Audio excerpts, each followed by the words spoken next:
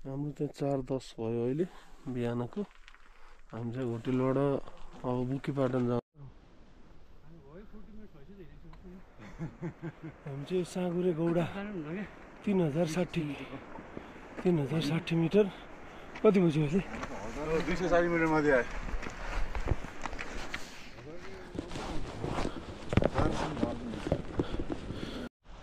अलिकति खोला जस्तो रहेछ त्यो खर्नु पर्ने रहेछ हो।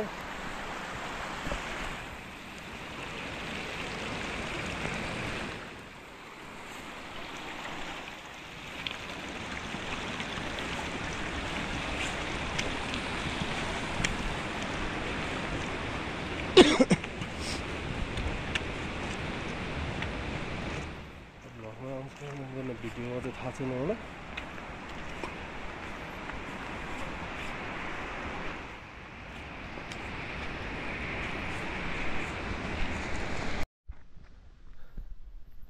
अहिले चाहिँ हामी यहाँ चेप्टा ढुङ्गा पुग्यौँ। 3420 चेप्टा ढुङ्गाबाट चाहिँ थोरै माथि आएपछि चाहिँ यहाँ अर्को एउटा वुडन ब्रिज भेट्यो हामीले। अहिलेसम्म चाहिँ 3टा भेट्यो हो।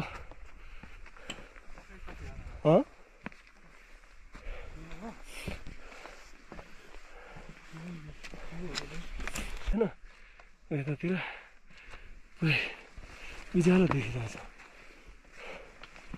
घाम चाहिँ यताबाट आउँछ जस्तो छ, लाइट त देखिरहेछ सनराइज हुने जस्तो मजाले।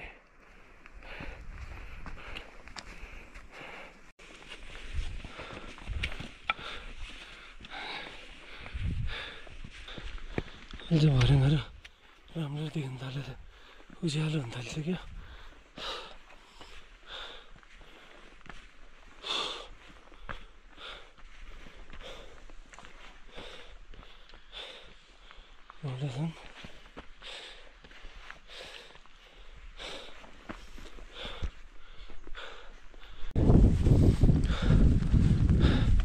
चाहिँ पार्ने यसको नाम चाहिँ ठाडो खोला। यहाँ पुग्दा चाहिँ उज्यालै भयो। त्यहाँसम्म देखेको छ कि छैन 3550 मिटर। नाम चाहिँ ठाडो खोला। यहाँबाट चाहिँ ठाडै उक्लिनुपर्छ जस्तो छ।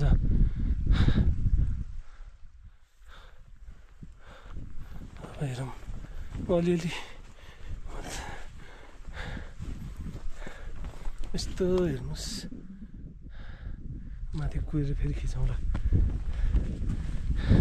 चिसो छ, हातै पन्जा खिच्नलाई फेरि पन्जाहरू पकेटबाट निकाल्नलाई खोलिराख्नुपर्छ।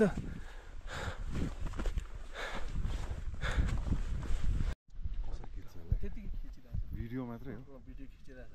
1 किलो मात्रै मिलाइदिने। अहिले चाहिँ हामी यो ढुङ्गे देउराली आइपुग्यौँ। अब एकछिन रेस्ट, अब यहाँ ब्रेक गरौँ कि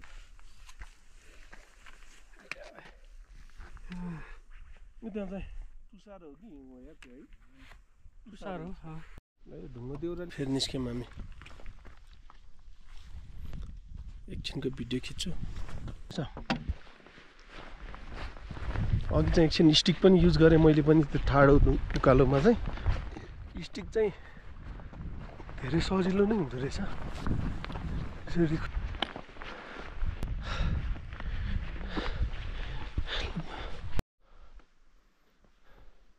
यो बाटो तलबाट हेर्दा चाहिँ पुरै तेर्सो जस्तो देखेको थियो, तर तेर्सो चाहिँ रहन्छ, पुरै ठाडो छ यो बाटो पनि।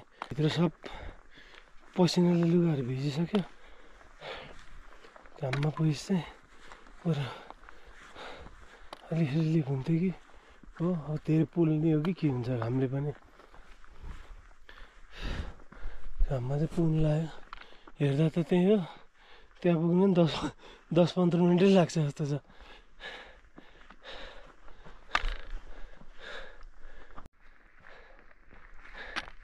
घरपछि 4000 मिटर यहाँबाट देख्ने हिमाल चाहिँ यस्तो छ।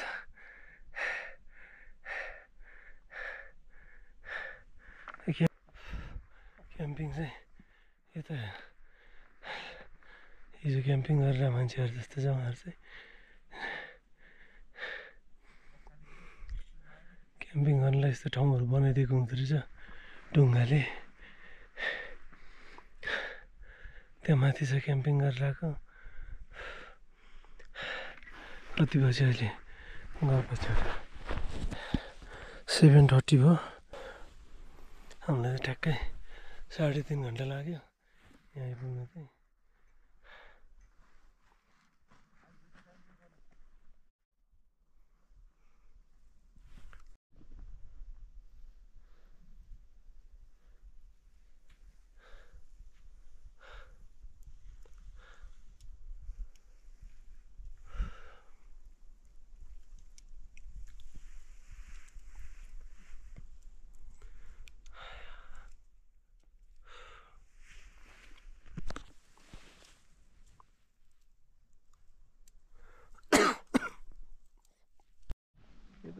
यसरी क्याम्पिङ गरेको हुँदो रहेछ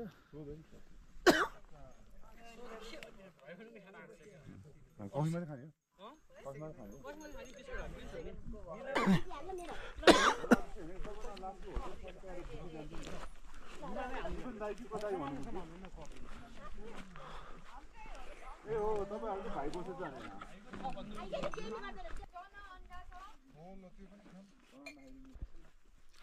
अब हामी चाहिँ ब्रेकफास्ट चाहिँ गर्छौँ यता चाहिँ के जान्छ यहाँ चाहिँ आइसहरू जमिरहेछ अहिले चाहिँ हामी उर्लिँदाखेरि अनि ठाडो खोला पुग्यौँ यहाँबाट चाहिँ माथि गाह्रो ठाडो खोला हो ठाडै छ बाटो चाहिँ योभन्दा माथि पनि ठाडै छ पुरै गाह्रो छ यहाँबाट माथि चाहिँ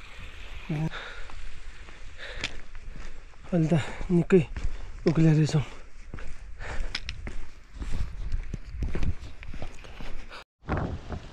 बिहान त अँध्यारो थियो अब देखिएन अहिलेसम्म बाटो अलिअलि खिचेर बिहान हामी अँध्यारोमा हिँडेर बाटोहरू खोल्नु काठी पुल लास्ट हो अब हामी पुग्नु लाग्यो सायद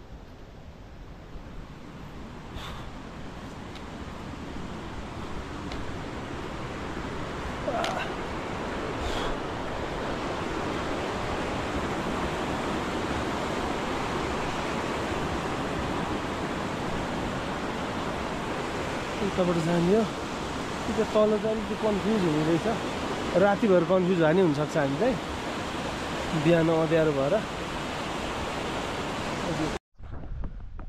बिहान चाहिँ हामी अब यो बाटोबाट आएको थियौँ पुरै घना जङ्गल जस्तो लाग्थ्यो तर खासै छैन अँध्यारोमा चाहिँ अब जङ्गलमा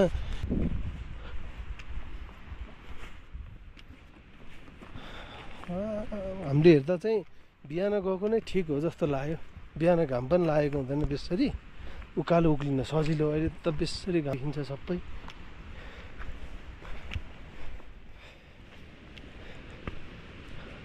हाम्रो एकजना साथीलाई चाहिँ पुरै हाइलाहरू तल आइपुगेको छ अहिले माथि गएर टाउको दुखेर माथि छ आउँदैछ बिहान कन्फ्युज भएको एउटा भिडियो खिचौँला यो बाटोबाट चाहिँ बिहान कन्फ्युज भयो जस्तो लाग्यो हामीलाई राइट जाने कि यता जाने कि भनेर अन्त माथि पुगेर आइसक्यौँ अब त लगभग आइपुगिसक्यौँ हामी तल पुगिसक्यौँ एउटा स्कुल छ तल अनि एउटा कुकुर थियो त्यहाँ बिहान त्यो चाहिँ पुरै भुकिरहेको थियो डर लागिरहेको थियो हामीलाई चाहिँ पोटे कुकुर रहेछ एउटा पसलमा म छिर्ने बाटो धुप्पी भन्छ कि झल्ला भन्छ मलाई त थाहा छैन धुप्पी जस्तो छ पुरै धुप्पीको रुखै रुख रहेछ रमाइलो छ बाटो चाहिँ बिहान चाहिँ यस्तो केही याद भएन हामीलाई झारी मात्र भन्ने भयो माथि उक्लिने ठाउँमा चाहिँ एउटा स्कुल पनि रहेछ टोरपाटन स्कुल टोरपाटन बिलिभर्स इङ्ग्लिस स्कुल भन्ने रहेछ यहाँ एउटा माथिसम्म त्यहाँ मुहान पोखरी कि के छ त्यहाँ जस पानी आउँछ बाटोमा त्यहाँसम्म चाहिँ मोटरसाइकल पनि लान मिल्दो रहेछ हामीले चाहिँ मोटरसाइकल चाहिँ लगेन होटेल हाम्रो नजिकै छ यहाँबाट निस्किने ठाउँमै राखेको थियौँ यहीँ माथि उक्लिनलाई सजिलो हुन्छ भनेर हामी चाहिँ होटेल चाहिँ यतै छेउमै आएर बसेको थियौँ होटलको नाम चाहिँ गाह्रै छ उक्लिन काम लागेला चाहिँ बिहान गएको चाहिँ ठिक भयो हाम्रो बिहान चाहिँ माथि कति हाइट छ पनि त्यस्तो देखिन्न आत्तिँदैन मन अब दिउँसो घाममा त पुरै आत्तिन्छ माथि पुग्नुपर्छ भन्छ कहीँ घाममा छेक्ने ठाउँ पनि हुँदैन गाह्रो हुन्छ यो चाहिँ ओर्लिने बेलामा छेउछेउमा यता चाहिँ पुरै दुख्दो रहेछ दुइटा औँला चाहिँ घाउ भयो जस्तो लाग्छ त्यो भएर म चाहिँ बिस्तारो ओर्लिँदैछु सबैभन्दा लास्टमै छु अहिले चाहिँ ओर्लिँदा चाहिँ उक्लिँदा चाहिँ अगाडि गएको थिएँ सजिलो भएको थियो अहिले चाहिँ गाह्रो भइरहेछ लट्ठी टेक्दै बिस्तारो बिस्तारो ओर्लिँदैछु चाहिँ बिहान 4 देखि अहिले 11:30 7:30 घन्टा भइसक्यो हिँड्न चाहिँ हामी पनि 2-3 किलोमिटर यो रोड बाटोबाट के हो कालीमाटी पावर हाउस यो चाहिँ पावर हाउस यो बाटोबाट चाहिँ छिर्नु पऱ्यो हामी यो बुकी पाटन जानलाई त्यहाँ बोर्ड छ त्यो बोर्डमा के लेखेको छ म देखाइदिन्छु अनि हामीले चाहिँ हिजो चाहिँ यहाँ हामीले बाटो थाहा नभएर यहीँको एउटा लोकल भाइलाई भनेको थियौँ बिहान 4 बजे आउँछु भनेको थियो बिहान त मोबाइलै स्विच अफ रहेछ उसको हिजो रातिसम्म त कुरा भएको थियो त्यही पनि ट्रिप त क्यान्सल गर्न भएन ऊ आएन भनेर 4-5 सम्म चाहिँ उसलाई कुर्यौँ अनि आएन त्यसैले हामी चाहिँ अनि आफै लजाउँ भनेर 4 जना मात्र गयौँ हाम्रो पनि बाटो थाहा नभएर अब कस्तो बाटो हुन्छ भनेर हो त्यहाँ माथि केही पनि छैन भन्थ्यो त्यही भएर अलि अप्ठ्यारो लाग्छ अनि यहाँ चाहिँ एउटा कुकुर थियो बिहान चाहिँ त्यो कुकुरले एकदम त्यहाँ माथि त्यसमा चाहिँ कुकुर थियो त्यो कुकुरले चाहिँ एकदम पुगेर तर्सेको ऊ यहाँ पाखाथर भनेर लेखेको छ यताबाट जाने गर्पा जाने बाटो लेखेको छ यहाँ यताबाट लाग्नुपर्छ अनि यो चाहिँ जलजला जाने बाटो हो त्यहाँबाट सिधा गरेर जलजलाको बाटो पनि गाह्रै छ यही कुकुर हो त्यो चाहिँ यो घरको कुकुर हो त्यो चाहिँ बिहानै लखेट्न आइरहेको थियो यहाँ मोटरसाइकलहरू बनाउनु पऱ्यो भने पनि फोन नम्बर रहेछ ढोरपाटनमा यो ढोरपाटनको फाँटबाट यता यो जलजला जाने बाटोतिर लास्टतिरको होटेलहरू हो हामी बसेको होटेल चाहिँ त्यही हो लास्टतिरको होटेलहरू चाहिँ बाइक चाहिँ त्यही छ हाम्रो तर नाम चाहिँ उतापट्टि छ त्यो चाहिँ सायद बोर्ड चाहिँ बोर्डै थाहा भएन